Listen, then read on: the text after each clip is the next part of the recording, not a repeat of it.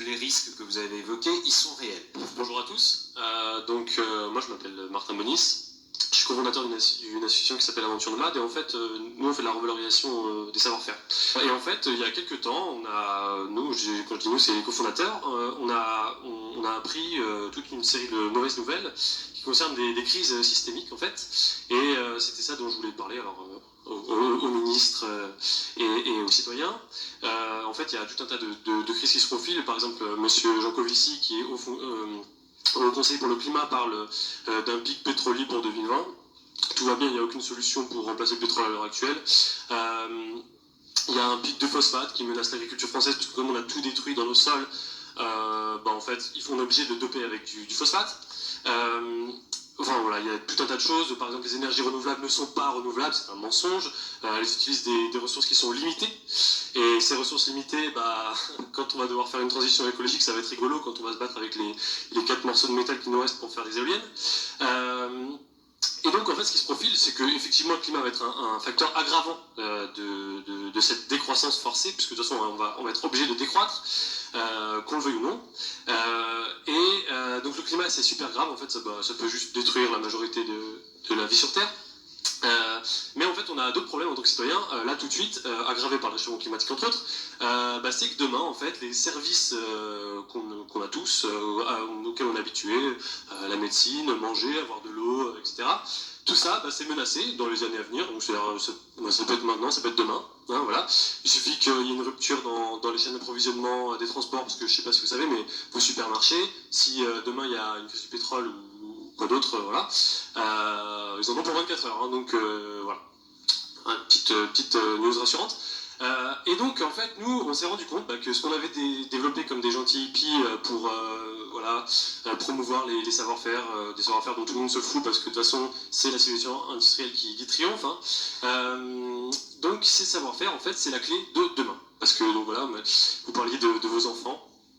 Pour une partie aussi d'origine, donc moi aussi j'ai une petite fille, et ce que je sais c'est que si demain je ne sais rien faire et que je n'ai pas accès à la nourriture, à un logement, à la chaleur, à quoi que ce soit, voilà, je suis dans l'inconfort total et je vois ma fille en train de se déshydrater et de mourir, mon voisin qui ramène des cubes d'eau, je vais en faire un kebab, je vais le manger et puis je vais nourrir ma fille. Voilà, bon, je dis ça, je caricature évidemment, mais chacun dans cette position en fait, voudra protéger les siens, ce qui est tout à fait normal.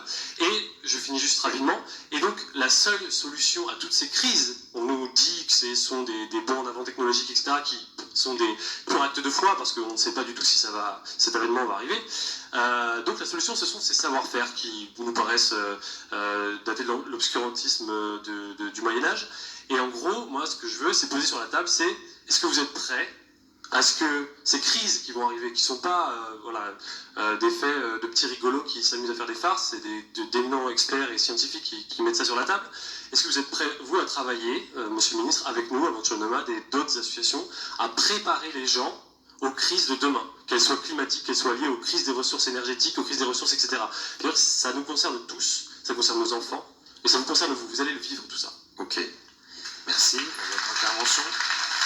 Évidemment qu'on peut vous répondre sur une chose simple, c'est qu'on est tous conscients que les risques que vous avez évoqués, ils sont réels. Ils sont réels chez nous, ici en France, pas simplement dans des pays lointains. Ils sont réels dans d'autres pays où on se fait déjà la guerre pour l'accès à l'eau, où on se fait déjà la guerre suite à la désertification. Quelqu'un a fait référence au fait que j'étais au Niger lundi. C'est des choses qu'on voit et qui sont déjà bien concrètes, bien réelles. Après, je vous réponds aussi franchement, moi mon discours politique, ce ne sera pas on ne peut rien faire, de toute façon on court à la catastrophe et on n'est plus que dans une logique de survie. Moi je continuerai, et on peut d'ailleurs, ça peut être un sujet de débat aussi, madame parlait de la récession. Moi je n'irai pas devant les Français en leur disant notre programme c'est de nous engager en récession.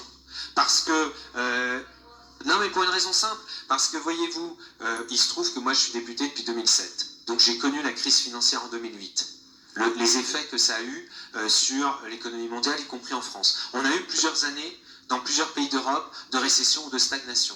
De fait, c'est vrai, hein, on pourrait regarder les courbes, ça a fait baisser les émissions de gaz à effet de serre pendant quelques années. Pour autant, est-ce que ça a enclenché les transformations qui permettent durablement durablement, de consommer moins d'énergie fossile, d'avoir moins de gaspillage, absolument pas. Au contraire, je vais vous dire, moi je me permets avec le tout petit recul que j'ai souvent vu que c'est dans ces années-là qu'on a dit, vous savez, il y avait même un président qui avait dit l'environnement ça commence à bien faire, c'est dans ces années-là où on se dit, on va d'abord essayer de remonter l'économie, et y compris au prix de destruction supplémentaire de l'environnement, on va d'abord essayer de subvenir aux besoins sociaux les plus élémentaires, et ça pouvait être logique, et l'environnement ça ne viendra qu'après.